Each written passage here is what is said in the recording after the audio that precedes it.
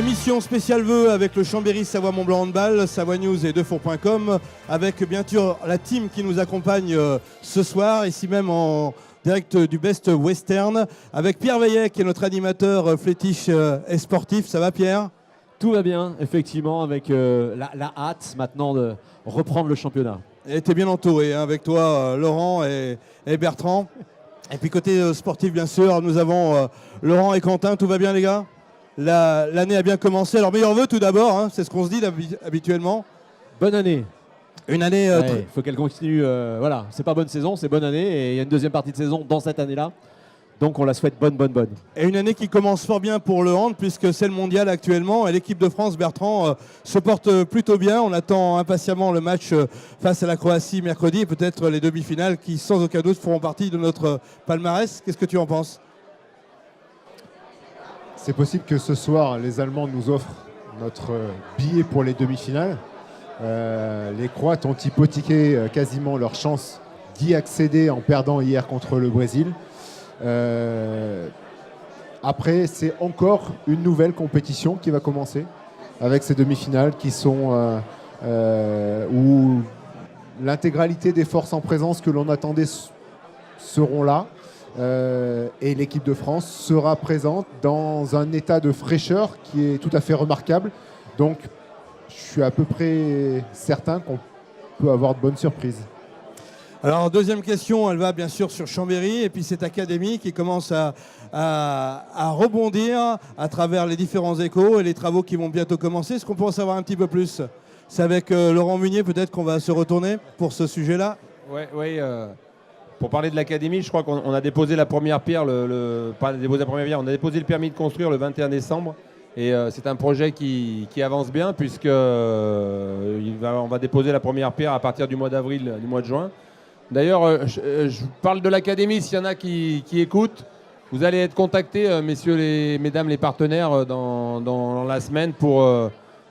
On va vous solliciter par rapport à ce projet. C'est un projet qui va être structurant puisqu'il va y avoir plus de 6000 m² au sol avec gymnase pour les jeunes du centre de formation. Tous les matchs vont avoir lieu là, les matchs de l'association. Il va y avoir 20 studios pour des équipes, à la fois les jeunes du centre de formation plus d'autres équipes. Il va y avoir des bureaux pour le club, les bureaux pour des partenaires. Donc ça va être un lieu vraiment où on va pouvoir se développer et aller concurrencer des clubs comme Paris, Montpellier ou Nantes. Donc voilà, on va attirer beaucoup de jeunes, je pense, et c'est une force... C'est la force du club, c'est un projet structurant, c'est un projet qu'on a mûri depuis pas mal d'années et voilà, on arrive au bout. Il faut qu'on fasse un petit peu encore diminuer le prix parce qu'on a eu une réunion cet après-midi, il va falloir qu'on enlève un peu de 3 dorures. Mais je pense que ce projet va voir le jour pour juin 2020. Donc voilà, on est super fiers de ce projet. Je crois que quand on regarde l'équipe de France aujourd'hui, il y a quand même pas mal de joueurs qui sont passés par Chambéry et qui font les beaux jours de l'équipe de France. Il y en aura encore d'autres qui vont le faire. Donc voilà, pour nous, c'est une fierté, c'est l'ADN du club et on va continuer à travailler pour amener cette team Chambé au plus haut. Merci Laurent. Alors on va parler maintenant en sport avec toi Pierre et avec les héros du moment puisque ça se passe plutôt bien ce début de saison, de très beaux résultats et on sent que la team Chambé a le vent en poupe. Et oui, ça a démarré très très fort et c'est toujours un petit peu l'inquiétude. Je ne sais pas comment vous le vivez, vous, sur le terrain. C'est l'idée de ce break qui est toujours très très long parce que mondial ou euro chaque année sur la période de janvier, entre la trêve de Noël et la période de janvier. Alors, comment vous êtes, dans quel état d'esprit vous êtes ? Est-ce que vous n'avez pas peur que la belle série avec ce gros break, ça s'arrête et que ça reparte tout mal, Laurent ? Je fais le chat noir. Hein. Non, c'est intéressant comme question. Je te remercie de l'avoir posé, Pierre. Tout ça pour dire qu'on a un groupe au complet. Alors, ce qui peut paraître un petit peu paradoxal, parce que nos internationaux, nous, ils sont à la maison. Et on peut travailler. Donc, forcément, ça nous permet de reconstruire un petit peu, de retravailler notre projet de jeu, de continuer un petit peu ce qu'on avait fait au mois de juin, juillet, août, pendant la préparation. Donc, encore une fois, c'est d'autant plus de chances de travailler, de préparer ce début de saison et avec un groupe qui est au complet. Donc, encore une fois, c'est plutôt une chance. On a fait un très très bonne première partie de saison. On espère repartir sur les mêmes bases dès le match de Saint-Raphaël en coupe, ce qui va nous mettre de suite dans le bain avec un début plutôt costaud entre Nantes, Montpellier derrière au championnat. Donc voilà, on sait qu'on est attendu maintenant, on ne peut plus naviguer un petit peu masqué comme on a peut-être pu faire, on est un peu plus attendu par tout le monde, mais c'est là où on va aussi savoir se révéler et où on attend les garçons à montrer encore plus de force de caractère et montrer qu'on est à la place qu'on mérite. Quentin, qu'est-ce qui s'est passé avant de partir vraiment sur l'avenir et les bonnes nouvelles quelque part sur le club avec les signatures, etc. On va en reparler dans quelques instants. Qu'est-ce qui se passe depuis le dernier match? Quel est ton rythme? Quel est le rythme des joueurs de la team depuis que le championnat s'est arrêté à la mi-décembre? Eh ben, on a profité pleinement des vacances parce que, mine de rien, le rythme était assez élevé depuis le début de la reprise, même si on jouait qu'une seule fois par semaine. Il fallait qu'on reprenne un peu le souffle parce que forcément il y avait plus de rigueur que l'année précédente par exemple. Donc voilà, on a fait le plein d'énergie et de repos pendant les vacances et puis on est revenu forcément avec l'envie de bien faire parce que faire une bonne première partie de saison pour tout gâcher à partir du mois de janvier, c'est pas le but, c'est pas ce dont on a envie. Donc voilà, vraiment l'envie de travailler, on le sent et comme disait Bubu, on est le collectif au complet donc on ne peut pas se dire que cette prépa c'est une excuse, ouais on n'est pas beaucoup, il nous manque des joueurs, là on peut travailler avec le collectif complet et il n'y a pas d'excuse, il faut qu'on reprouve et qu'on continue de faire ce qu'on a fait depuis le début de saison. Les grosses échéances qui arrivent, on parlait de Saint-Raphaël en coupe bien évidemment, et puis le championnat qui va reprendre très très vite avec les grosses armadas, la réception de Nantes bien évidemment, Paris qui arrive très très vite derrière. Montpellier au passage, bien évidemment. Ça, c'est motivant pour la suite ou on prend ça avec un peu de recul? Je ne sais pas exactement comment on le prend, mais de toute façon, il faut les jouer. Et quitte à les jouer, autant les jouer au début. Et nous, on est prêts pour ça. On sait qu'on est capable de faire des belles performances. On a gagné à Nantes et on ne va pas y aller avec l'idée de se dire bon, si on peut gagner, tant mieux. Et si on perd, tant pis. Il faut qu'on ait des ambitions qui soient fortes. Au vu de ce qu'on a pu produire jusqu'à maintenant, on ne peut pas se cacher derrière. On est troisième, on est moins bon qu'eux. Non, il faut qu'on y aille avec vraiment le couteau entre les dents et c'est ce qu'on va faire. Génial. Alors, je ne sais pas qui, Laurent, on pose la question, mais Chambéry, la team est une équipe qui se stabilise, on va dire, une équipe qui séduit parce que les joueurs re-signent, ceux qui sont en place re-signent. Et puis, il y a quelques recrues, on voit déjà les premiers visages de la team de la saison prochaine. Notamment. On a officialisé la venue de Demis Rigoras qui est un jeune 25 ans. Alors quand on voit aujourd'hui les performances des jeunes joueurs, on ne sait plus vraiment à quel âge on est jeune et à quel âge on est expérimenté. Mais donc il doit avoir 25 ou 26 ans, Demis, et il nous rejoindra à partir de la saison prochaine pour venir aider Alex Rita dans sa mission. Un excellent début de saison et Laurent Busselier, on peut se poser la question, est-ce que le binôme avec Eric Maté n'est pas le plus qui fait aussi la différence? Ouais, le tandem avec Eric Maté est plutôt prolifique pour l'instant. Moi, je m'y retrouve énormément. C'est un entraîneur qui a beaucoup d'expérience, plus d'expérience que moi. Il ne vient pas forcément du haut niveau. Moi, oui. Je pense que c'est plutôt complémentaire. En tout cas, on s'entend très très bien. On est sur la même longueur d'onde. Donc ça peut être que bénéfique, et, que ce soit pour les joueurs, que ce soit pour le club. Donc voilà, on essaye en tout cas d'avancer ensemble. Lui, il est un peu dans la découverte. Il y a la dynamique aussi, nouveauté qui a fait sur ce début de saison. Il va falloir qu'on continue à prouver à chaque match, à chaque saison, je l'espère, dans le futur. Et qu'on arrive à marquer de notre empreinte un petit peu le projet de jeu, les joueurs, et qu'on arrive à progresser et faire progresser tout le monde. Donc voilà, encore une fois, c'est une volonté du club. On essaye d'avancer avec l'académie et on essaye aussi d'avancer sportivement avec le recrutement, mais aussi nous, au sein du staff. La partie festive, Laurent, avec ce soir évidemment ses vœux et un bon moment en prévision, mais avec 3 guichets fermés sur 6 matchs lors de la première période, est-ce qu'on a à nouveau envie d'avoir beaucoup de monde au phare et est-ce que le club fait le nécessaire, prévoit des choses fortes pour faire venir le monde?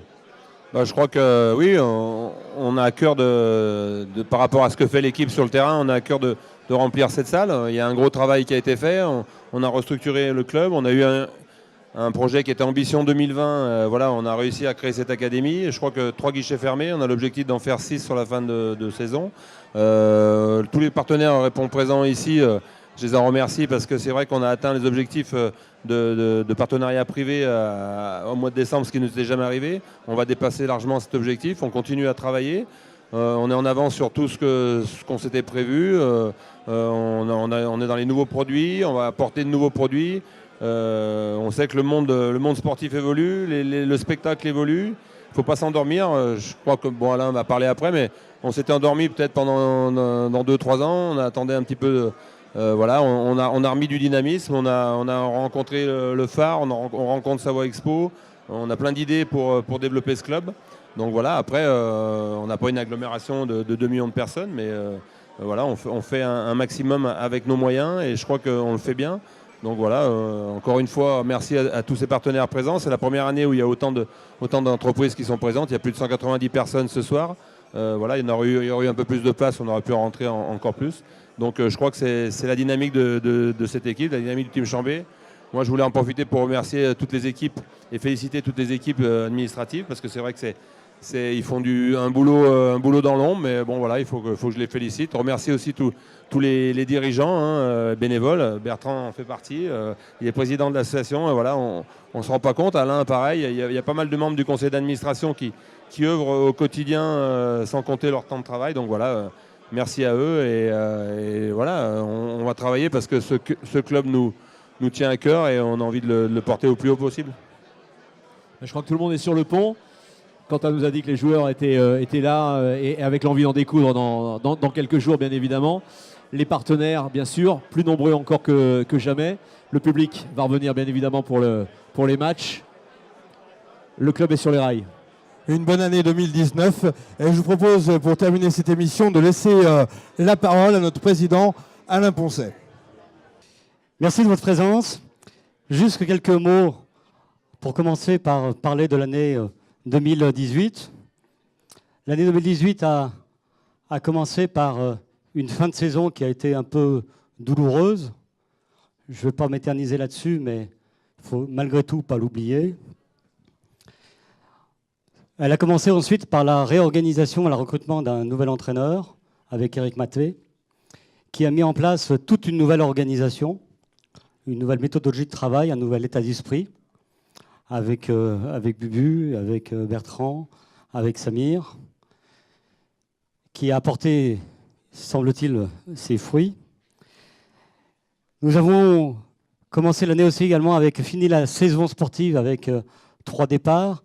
Le départ de Sandro, d'Amine et de Mosba, même s'il y en a que je reconnais que vous n'avez pas beaucoup vu sur le terrain. Et puis par la retraite d'une légende et d'un monument à Chambéry, puisqu'il a fait toute sa carrière à Chambéry, de Benjamin Gilles. Nous avons également, en fin de saison et début de saison, recruté 4 nouveaux joueurs. Alessandro, Gerdas, Arthur, qui ont particulièrement été remarqués puisqu'ils ont beaucoup apporté à l'équipe.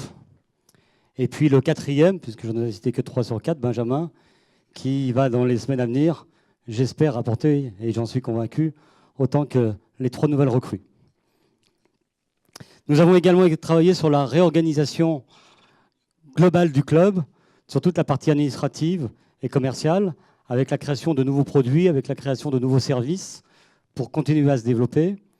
Nous avons également fait quelques recrues avec l'arrivée de Loïc à la commercialisation, de Maxime qui a rejoint notre responsable de la com, Thomas, et puis d'Yvette à l'administration générale.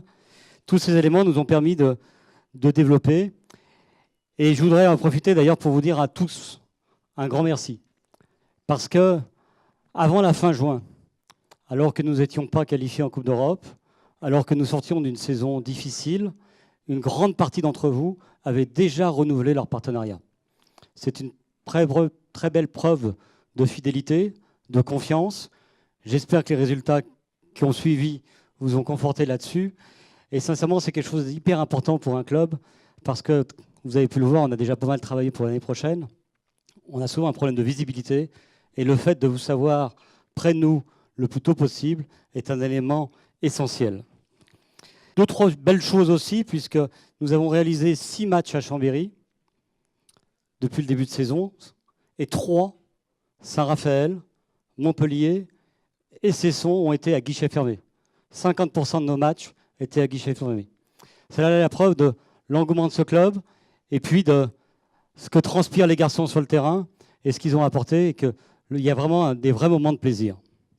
Pour finir l'année 2018, je ferai juste la petite partie People, puisque est arrivée pour le bonheur de Lucie et de Quentin, la petite Emma, Quentin Minel, sa petite fille qui est née au mois de mars, si je me souviens bien.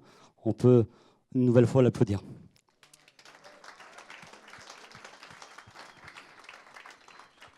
Et comme mon petit doigt est plutôt bien informé, je pense que l'année prochaine, vous en féliciterez d'autres aussi, quoi.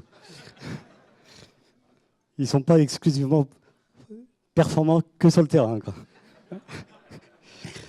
Le Chambéry Savoie-Mont-Blanc en 2019, c'est continuer tout le travail de mutation que nous avons mis en place sur cette année. Le projet Ambition 2020 que nous avons mis en place, qui a entre autres comme aboutissement la réalisation de l'académie, arrive à son terme, puisque j'espère que nous aurons tous l'occasion, on va dire au printemps, de se retrouver à Avenue des Folaz, pour bien loin du phare, pour poser la première pierre de ce bâtiment, de cette structure, qui sera une première dans le handball européen et qui sera un élément structurant pour le club de demain. Ça sera la mise en place également au niveau commercial de nouveaux produits, de nouvelles formules, pour être encore plus pertinent, pour être plus pertinent pour vous, pour recevoir vos partenaires, pour avoir plus de visibilité, pour recevoir vos clients, pour recevoir vos fournisseurs, pour être encore plus motivé à venir soutenir cette équipe. À la fin du premier trimestre, nous nous retrouverons pour vous présenter un projet pour les horizons 2024, parce qu'aujourd'hui, un club qui se veut performant, qui veut se développer, est obligé d'avoir une belle visibilité. Donc nous sommes en train de travailler aujourd'hui sur le club de demain, et nous vous présenterons ça, je pense, à la fin du premier trimestre, parce que nous avons l'intention, parce que le monde change, de nous adapter, d'être très présents, et puis parce que nous avons vraiment l'ambition de devenir ou de redevenir un des clubs phares français. La feuille de route est ainsi inscrite, mais nous allons également réorganiser notre centre de formation, comme nous l'avons fait avec l'équipe première. Nous allons apporter un certain nombre de modifications, parce que c'est bien d'avoir un nouveau terrain, c'est bien d'avoir du logement, mais il faut également pouvoir augmenter la capacité et les performances du centre de formation, qui est aujourd'hui un très beau centre de formation. Mais comme on l'a vu avec l'équipe première, le sport de niveau a des exigences extrêmes, et même quand on est satisfait de ce que l'on fait, il faut encore aller plus loin pour pouvoir combattre contre les autres. On a aujourd'hui des adversaires importants qui sont plus argentés que nous, et aujourd'hui il est important d'apporter encore des touches pour faire progresser le centre de formation. Nous avons avancé sur déjà l'effectif de la prochaine saison. Vous aurez l'occasion de voir dans les semaines à venir ou dans les mois à venir que nous ne nous arrêterons pas là. J'avais dit lors de la présentation de l'équipe au mois de juin que notre première motivation, c'était la Coupe d'Europe et que ça deviendrait peut-être un objectif. À la date d'aujourd'hui, je vous confirme que notre première motivation, c'est bien la Coupe d'Europe et que notre premier objectif, c'est d'être européen à la fin de saison. J'espère que nous le serons tous ensemble. Je vous souhaite à tous et à tous une excellente soirée et une très bonne année sportive avec plein de bonnes émotions. Et rendez-vous début juin, je crois, le dernier match, pour pouvoir fêter cette accession de nouveau en Coupe d'Europe. Merci à tous. Merci. Merci, Président. Merci à tous nos invités. Merci à Pierre pour avoir co-animé cette émission qui passera donc... oui, un dernier mot, Président, a priori. Si, à Laurent Chenot. J'ai vu qu'il y avait une super bouteille là-bas qui était décorée par Euromédia. Est-ce qu'on a la même pleine à la fin de la saison? Je pense qu'ils sont tous d'accord, c'est pour ça. Hein. Merci, on peut le remercier quand même. C'est un bon clin Merci d'œil. à Mario. Merci à nos partenaires, l'entrepôt de bricolage, Radiance, MG et le Stack qui nous ont permis de parrainer cette émission. Merci à vous tous de nous avoir suivis sur Savoie News et Chambéry Actu. Et rendez-vous pour cette saison et rendez-vous surtout le 7 février à 20h05 face à Saint-Raphaël en Coupe de France avec Pierre qui animera bien sûr la partie, j'espère. Merci à vous, à bientôt.